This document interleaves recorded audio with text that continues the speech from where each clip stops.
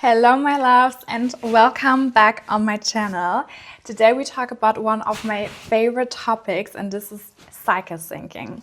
If you are a woman, you have so much power inside you. You have access to 4 different energies, 4 different superpowers, and 4 different versions of yourself every single month. But most women, they don't know how to use it, and therefore they live as a dimmed down version of themselves. They're forcing consistency and living like they're supposed to be the same every single day. But forcing consistency is also fighting your biology. Once you learn how to work with your cycle instead of against it, I'm telling you, everything will change. Since I live that way, my energy has changed, my body, and I just feel so much better, less PMS. It's just amazing. So today I'm gonna show you how to use your feminine superpower in 5 easy steps. So I recommend you to take pen and paper or do some notes on your phone, because it's gonna be a lot and it can be also confusing when you hear this the first time. Step number 1 is to track your cycle, because we have to find day 1. And day 1 is the first day of your period, so the first day of bleeding. And I use an app, it's called Flow, but there are many other great apps on the market. And use this app to really track your cycle. And do this for at least 3 months to get like a feeling where you are in your cycle. Because you can't do cycle syncing if you don't know where you are. So this is the baseline and actually the most important step. Also notice your cycle length. It's usually about 25 to 35 days. And if your cycle is irregular, you can still track what you can observe. For example, your mood, your energy levels, and also the symptoms that you have. Step number 2, how to cycle sync and tap into your feminine superpower, is learn about the 4 phases. You can think about your cycle as seasons. When you have your period, this is your menstrual phase. And this phase, you can think about it as your winter phase. This is usually from day 1 to 5 or until day 7. And this season is all about resting and reflecting, because your energy goes inward. You're super intuitive. You're super connected with your body. After this comes the follicular phase. This is your spring phase. It's usually from day 8 to 13, and this is where your energy slowly comes back. And this season is all about building and creating. You have a lot of creative energy inside you and really the need to express yourself in a creative way. Then comes the summer, the ovulation phase, and this is usually the favorite phase of every single woman, because you have your peak confidence, you feel so energetic, you feel so good. But this phase only lasts from day 14 until 16. And this is really your phase to perform and to shine. And your 4th phase, this is your fall phase, the luteal phase. It's from day 17 to 28. And this is a phase to really complete tasks and to prepare for rest, because your energy is slowly going down before you go again into your menstrual phase, and you go a little bit more inwards. So why this matters? Because each phase has different energy levels, hormones, and also different needs. You're not supposed to be the same every single day. And the more you see the pattern and understand your cycle, you know what to expect, and you can really use each phase in your favor. Step number 3 is to adjust your food by each phase. So during your menstrual phase, during your winter phase, because you lose a lot of blood, that's why it's important to eat iron-rich foods. For example, beets. Red meat is amazing. Dark leafy greens like spinach, for example.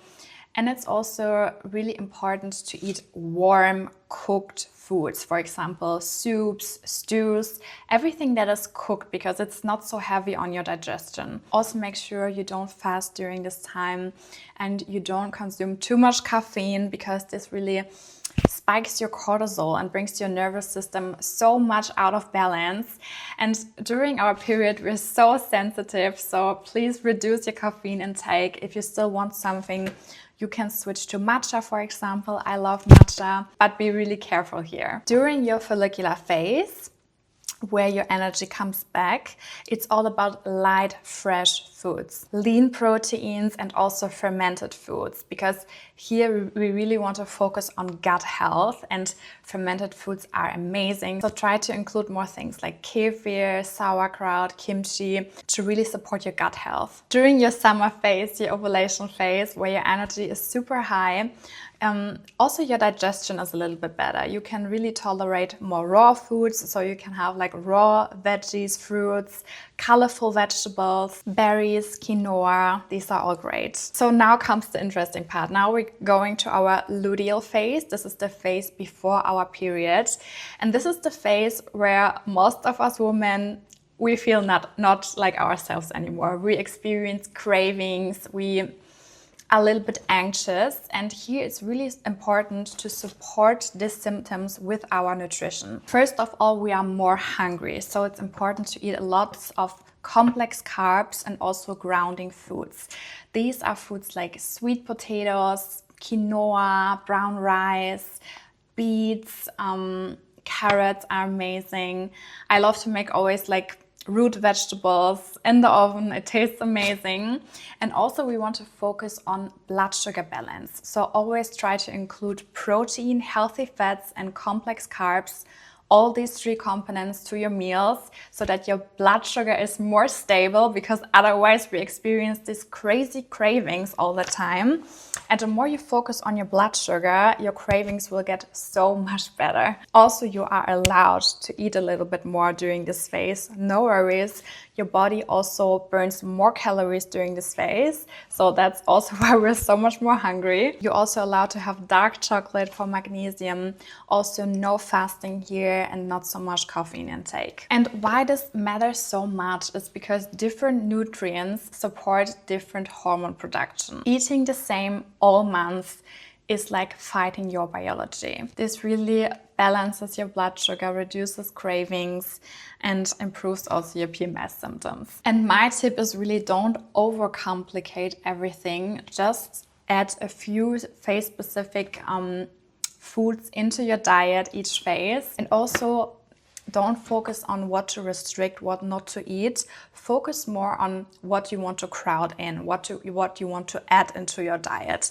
And if you focus on a few foods that are good for your face and include them into your diet, this will already make a huge difference. And most importantly, don't restrict during your luteal phase, because otherwise your PMS symptoms get worse. And if you want a complete overview with grocery lists, with phase-specific recipes, I created a whole guide where you have everything at one place. Because I know it can be so overwhelming at the beginning, but there I also have like recipes, and maybe this can inspire you a little bit if you don't know what to cook. You have movement plans, productivity tracker, and so much more. I will put a link in the description. Step number 4 is to sync your movement. And yes, you can also adjust your workouts to your cycle. During your menstrual phase, where your energy is really low, you probably noticed already that during this time you don't feel like working out or doing intense things. So the best workouts here are gentle walks, yoga, and stretching, like really gentle form of exercise. Overtraining in the wrong phases can lead to hormone disruption. And the more you push against your natural cycle, especially during your menstrual phase, this can make your symptoms so much worse. So be really mindful that you allow yourself to rest during this time, and understand that rest is really not lazy. It's actually so good for you. During your follicular phase, where your energy is rising, you can build the intensity back up. You can try new workouts, you can do cardio, and also light strength training again. Then your ovulation phase, your summertime, where you have like the craziest energy. This is where you can go hard. This is where you can do your hardest workouts. You can do HIIT workouts, heavy lifting, intense cardio. It's really your peak performance phase. And then your luteal phase, your last phase before your period starts. It's great for moderate strength training, for Pilates, and when your energy goes more down and down, then more things like yoga and walks again until your period starts. And it's so interesting because resting in the right phases it's also so much better for your recovery.